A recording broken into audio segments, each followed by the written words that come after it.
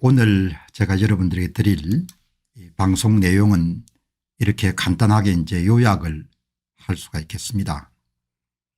이제 공천이 한참 이렇게 절정으로 치닫고 있기 때문에 이제 공천 그리고 선거운동 뭐 이런 부분들에 다 모든 것이 함몰돼 가지고 총선 공정성을 담보받을 수 있는 그런 제도 개선에 대한 소식은 전혀 들리지 않는 그런 상황입니다.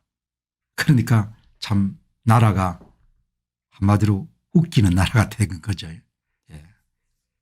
운동장이 상당히 기울어져 있는데 그 기울어진 운동장을 그래도 완전히 바르게는 못하더라도 이제 어느 정도 운동장을 좀 바르게 하려고 하는 그런 노력들이 뒤를 따라야 되는데 그런 노력들이 제 눈에는 전혀 안 보이네요. 다만 뭐 사람들은 그냥 쇼하는 것처럼 그렇게 노력하고 있다 이런 것을 보여주는 모습만 그렇게 계속되고 있고 총선 대책이 정말 이렇게 오리무중입니다.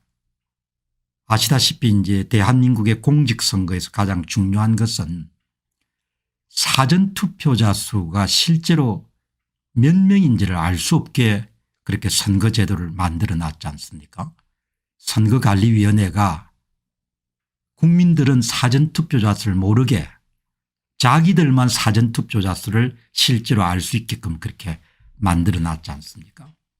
그래서 이렇게 사전투표자 수를 조작하는 것 뭐 구체적으로 이야기하면 뻥튀기 하거나 부풀리는 것이 역대 선거에서 계속돼 왔는데 그것을 이제 바로 잡지 않고 4월 10일 총선을 지금 치르겠다는 거 아닙니까? 그러니까 참 나라가 어마어마하게 망가진 거죠. 예, 뭐 다들 이제 폼 잡고 있는데 뭐 한 4, 50일 지나면은 이제 알겠죠. 예. 이제 그래서 총선 상황이 참 걱정됩니다. 뭐 비관적인 이야기를 하는 것이 아니고 있는 그대로 걱정이 많이 되기 때문에 이 문제를 이제 오늘 조금 더 다루고 그다음에 이제 한동훈 비상대책위원장이 이렇게 제시한 이 투표관리관 개인 도장도 사전 등록을 하게 되면은 뭐 그거는 도장을 찍거나 말거나 간에 그냥 도장 이미지가 그대로 복제될 수가 있기 때문에 현재처럼 투표관리관 도장 인쇄 날인처럼 이미지를 복제해 가지고 제3의 장소에서 사전투표용지에 이미지를 프린트할 수 있는 것은 막을 수가 없는 겁니다. 그런데 이번에 이제 참 중요한 내용이 있네요. 이 개인 도장 등록에 관한 상세 규정이 과거에는 있었구먼요. 1996년 7년 정도 그 내용을 상당히 이제 중요한 분이 기고를 하셨기 때문에 그 내용을 그 사이에 그걸 없애버린 겁니다. 개인 도장을 사전 등록을 하지 않도록 그렇게 규정하는 규정이 있었는데 그거를 1997년 이후에 그걸 없애버린 모양이에요. 재외국민 투표자 수가 신청자 수가 상당히 줄었네요. 재외국민 투표자 수가 그렇게 많지 않기 때문에 2만 명 정도가 줄은 것은 큰 수치입니다. 아마 국내에 계신 분보다도 재외 동포들이 한국의 부정선거 상황을 더 잘 알고 있을 겁니다. 그리고 역대 선거에서 재외국민 투표 그런 결과가 완전히 이렇게 손을 대 가지고 그냥 특정 정당에 유리하게 위조 변조되어 왔다는 것을 재외 동포들이 우리보다 훨씬 더 잘 알 겁니다. 예, 그래서 이제 재외국민 이 투표자 수가 급감했는데 뭐 선거관리위원회 측은 무슨 뭐 다른 이유를 대지만 뭐 제가 볼 때는 결국은 사람들이 재외국민 투표 해봐야 중간에 뭐 어문놈들이 다 표 조작하니까 그냥 안 하겠다 그렇게 하시는 분들이 의외로 많아졌구나 그렇게 생각이 듭니다. 이제 어쨌든 공천의 모든 것들이 이제 함몰되는 그런 상황인데 공천도 당권을 장악한 사람들 중심으로 해가지고 더불어민주당 또 보니까 유력한 그런 정치인들도 다 이제 낙마되는 그런 것이 지금 일어나고 있는데, 그러니까 뭐 목숨 걸고 다 당권을 장악하기 위해서 그렇게 노력을 하는 거죠. 오늘 이 시사 뉴스에서는 투자 문제를 조금 다루도록 그렇게 하겠습니다. 국내의 금융권에서 이제 주식이나 채권 투자를 대체하는 부동산 신탁에 관한 그런 해외 투자를 많이 했는데 그게 한 20조 정도 규모가 되는 모양입니다. 손실이 상당히 많네요.